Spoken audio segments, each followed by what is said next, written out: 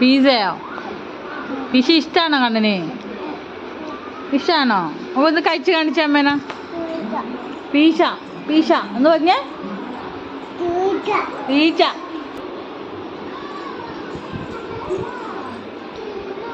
എന്താ മിന്നൂട്ടാ അത്?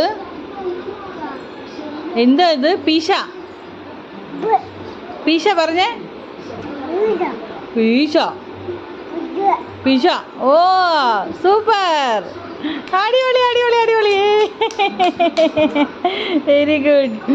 പീസ പീസ. സന്തോഷായി, ഇങ്ങോട്ടൊരു സന്തോഷായി.